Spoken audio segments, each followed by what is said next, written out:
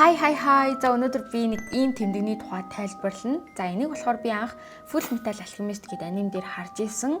Тэгсэн чинь Black Clover гэдэг аним дээр бас яг энэ тэмдгийг хараад тэгээд би чи яг юу вэ хаана харлаа гэж бодоод тэгээд ингээ хоёр өөр утга агуулгатай шал хоёр өөр аним бижиж ингээ нэг ийм тэмдэг гарсан айгуу сонирхолтой санагдаа. Тэгээд энийг яг ямар утга учиртай юм болоо гэдгийг нь судлаад тэгээд тайлбарлая гэж бодсон.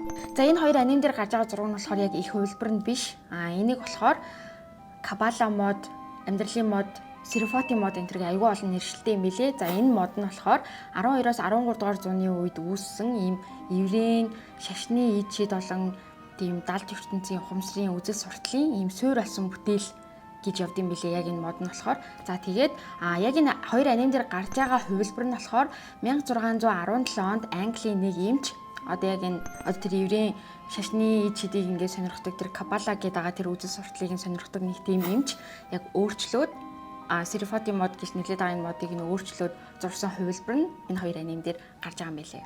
За Kabbalah үзэл сурталтай хүмүүс буюу каббалистууд болохоор энэ модыгоо амьдрал үүссэн одоо тэр үүслийн бүдүүвч зураг гэж хүртэл нэрлэдэг юм байлээ. За одоо модоо тайлбарлая. За энэ модон дээр болохоор ийм 10 шиг бүр их дүрс харагдаж байгааз тус бүрдээ одоо өөртөө гэсэн ийм утга агуулгатай. За тэгээд мод маань яг ингээ 3 баг нь болоод ингээ дараалцсан байгааз за энэ 3 баг нь болохоор мэдлэг, хүч чадал, гоо сайхан гэсэн ийм 3 зүйлийг бэлэгдэж байгаа гэж явд юм билээ. За энэ 10 Seraphim нь болохоор яг ингээд 3-3-аараа хоорондоо холбогдоод ингээд одоо юм тэнцвэржүүлж яадаг гэх юм уу? Одоо ингээд 10 бөмбөлөгч ингээд нэг утга агуулдаг гэж байгаа шүү дээ. Тэрэн дээр нь болохоор ингээд шүүлт, нэгүсэл, гоо сайхан, хайрч гэдэг ингээд тиймэрхүү юмнууд байгаа хгүй юу? Тэгэнгუთ одоо шүүлт болон нэгүсэл хоёрыг тэнцвэртэй авч явахын тулд надад хайр хэрэг болдог ч гэдэг юм уу. Тэг ингээд нэг юм 3-3-аараа ингээд хоорондоо нэг ингээд тэнцвэржүүлээд авч явж яадаг. Тэгээ энэ гурыг ингээд хүн өөрийнхөө дотор ингээд цогцлоогоод гоё ингээд тохируулаад аваад явж чадах юм бол ингээ гэгэрэл төрний өөрийгөө ингээ олноо гэдэг тиймэрхүү зүйл бас байт юм билээ. Харин энэ 10 бөмбөлгөө ингээ зураасуудаар ингээ холбогдсон байгаа. За энэ зураасууд нь болохоор энэ замууд нь болохоор яг 22 ширхэг юм зам байгаа.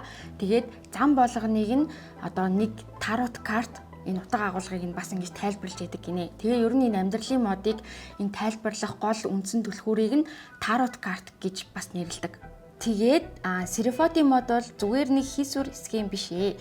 Энэхүү модыг судалснаар хувь хүмүүс өөрсдийн оюун санааны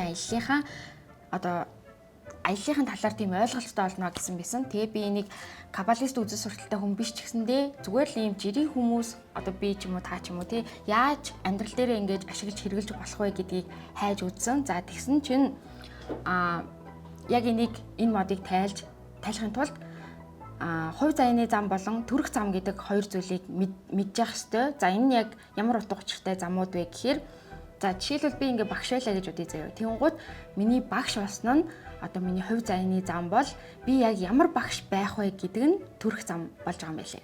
За тэгээд энэ хоёр замаа яаж олж мэдэх вэ гэсэн чинь хувь заяаны зам нь болохоор миний орд, төрөх зам нь болохоор миний төрсөн өдрөөр явна.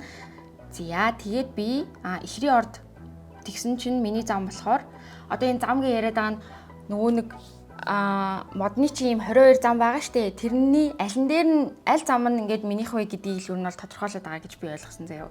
Тэгээд эхрийн орд учраас миний зам 6 дугаар зам гэж гарч ирсэн. Тэгээд 6 дугаар замыг тодорхойлох тарот карт маань The Lovers гэдэг тарот карт гэсэн. За энэ нь яг яад юм бэ гэсэн чинь эв нэгдлийг бий болгох хэрэгсэл олгож ингээ хайрыг ашигладаг гэсэн байна.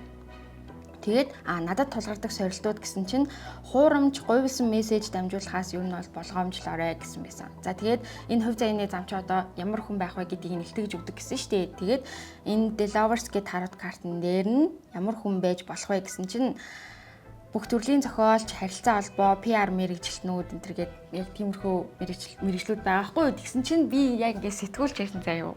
Тэгээ энэ яг бас жоохон өмнө ортой ээж магадгүй мэн гэж би бодсон. За одоо төрөх зам нь болохоор би 5 сарын 31-нд төрсөн. Тэгээд 31-ний тоон дээр болохоор 4-р зам байсан. За 4-р замыг болохоор ийм тарот карт илэрхийлж ирсэн. За тэгээ энэ нь болохоор зовж ханалж буй бүх хүмүүсийг хамгаалж одоо тэр зорилгоо биелүүлэхийн тулд дайн хийхээс ч буцахгүй гэж тодорхойлсон байсан. Тэгэхээр би өөр нь бол сэтгүүлч хүн учраас өөрийнхөө хийж байгаа контентуудаар дамжуулаад ингээ хүмүүс намайг туслаарай гэдэг юм болов гэж ойлгосон. Тэгээ яг заавал тэгж нэг амар ингэж холбохгүй ч гэсэн болно л доо. Тэгээд яг энэ Кабала модны тухай ер нь бол айгүй олон тийм баримт түүхүүд байд юм билээ. Тэгтээ яг тэр болгоны бүгдийг ингээ ярьж чадахгүй учраас бичлэгийн хүрээд дуусгая. Тэгээд энэ хоёр аним дээр гардаг мод маань зураг маань ийм утга учиртай байсан байх нэ. За тэгээд дараачихаа бичлэгээр илүү олон гоё сонирхолтой зүйлүүдийг тайлбарлах болно. Subscribe дараарай. Баярлаа. Баяртай. Хайртай шүү. Тийм нэг юм хэлхийг мартчихж. Анимтай холбоотой болон Япон соёлтой холбоотой ямар нэг зүйлийг тайлбарлуулмаар ах юм бол доор комент хэсэгт саналаа бичээрэй.